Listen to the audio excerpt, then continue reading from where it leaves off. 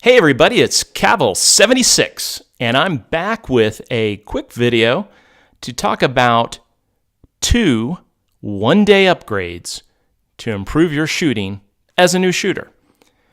And I wanted to share these experiences, and that's what they are. I certainly am not coming here from a place of mastery.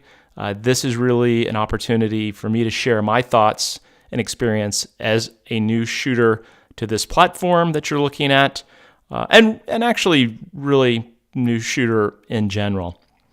And one of the upgrades that I did, I think will be very obvious and will have little controversy. The second upgrade, while obvious, will probably be a bit more controversial, at least from what I've seen in forums, philosophy of training, and experience level. But I'm going to talk about both of them and just give you what has worked for me and what I think could be something to consider for yourself if you're new to this platform and shooting a rifle and looking, to improve your shooting ability. So, what are the 2 one-day upgrades? Well, the first upgrade is a training course. I took a one-day tactical, civilian-focused defense course to really improve skill set in defensive response with a rifle.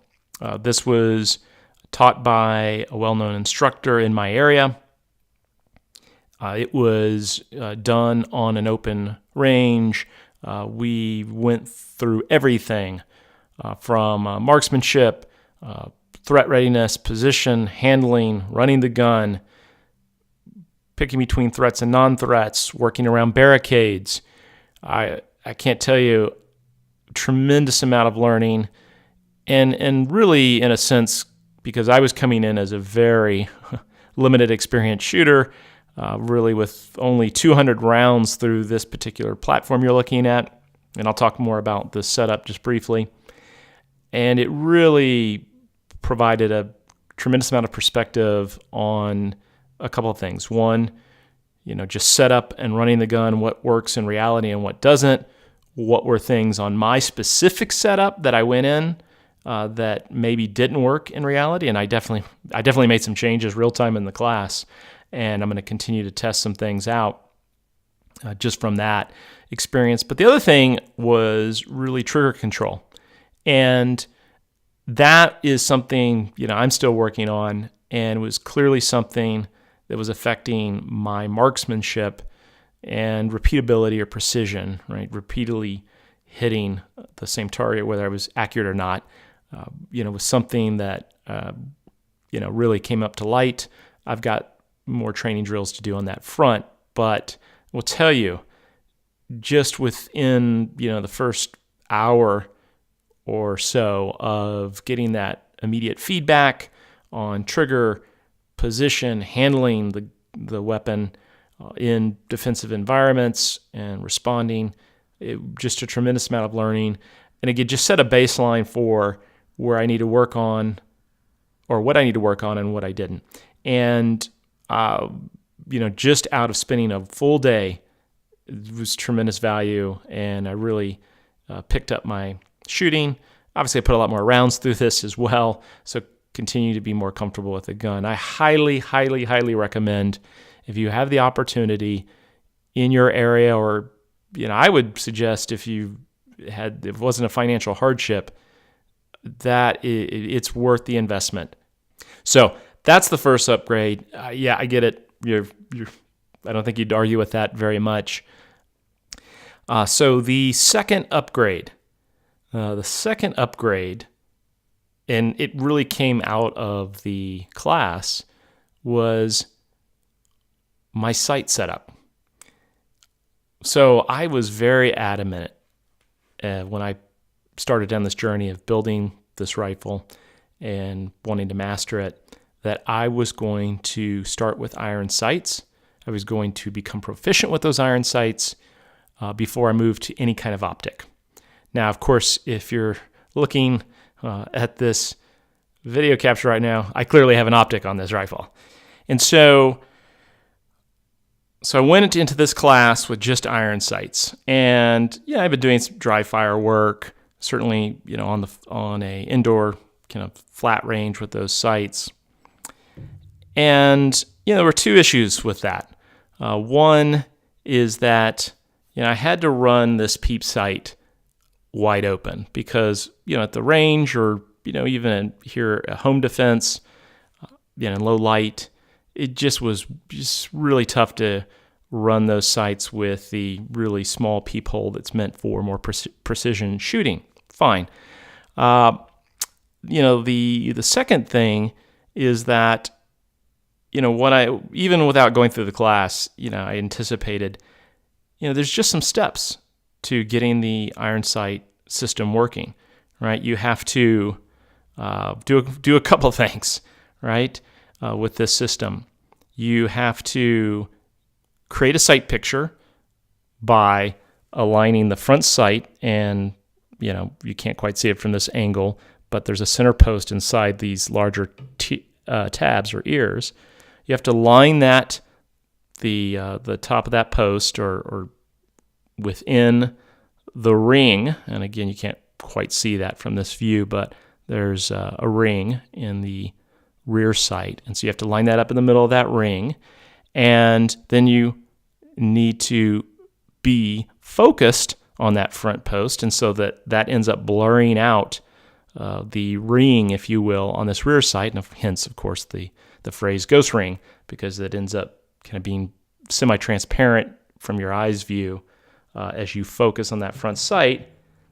And then, oh, by the way, you've got to do that while you have a threat coming at you, or you're moving to a threat in terms of moving the weapon to a threat. So you've got identification, threat, not threat, okay, get sight picture, do all those things I just talked about, shoot.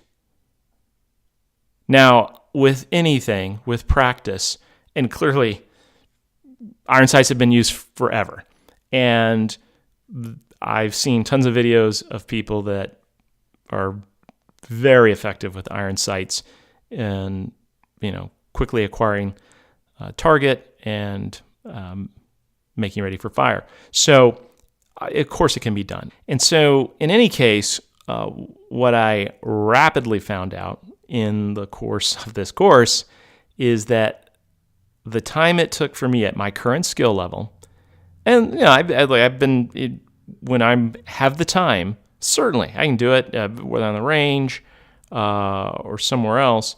Obviously, if I've got the time, I can slowly, get my focus right. I can align up with the target. I can, obviously pull the trigger, and will generally go, at least for practical accuracy, where I want it, and that's fine. The problem is that all takes a really long time, and when you're just again in the course, obviously simulated, but you've got somebody calling out threat, and you don't know which target you're going to be pointing at, and you've got to acquire, and then you got to go from threat to non-threat, low ready, to firing position. You're behind a barricade in many cases. There's a lot of things happening, and if there had really been a real threat on the other side, there's probably a lot of times where I definitely would have been shot. Probably several times by the time I had, really acquired my target, gone on target, and placed shots. And I decided, you know what? I'm able to shoot with the iron sights. I certainly understand the principles of the iron sights. I can use them, but I think if looking at other instructors and stuff that's out on video, you know what? Modern optics are available for a reason, and some people see them as a crutch, and I can see that perspective. But do I want to go sit on a range and dial in iron sights when 99.9% probability, if I need to use this weapon in a real defensive situation, that I'll be using iron sights? So I think the answer is no. And I'm going to lose proficiency. Because at some point, I'm going to say, fine, I checked that box. And yeah, I'll occasionally go back and use the iron sights, I'm sure, in some kind of instructor training plan. But reality is, I'm going to train with the equipment and the equipment configured the way I'm really going to fight. And, I never intend to do iron sights for the long term. I was always going to put an optic. So I just made the decision, you know what? I'm gonna make this upgrade. And so I did. I went out. Basically, a couple days after that class, I thought about it. And I went out, did a bunch of research. I, settled in on the Holosun. So you're looking at the Holosun 503GU.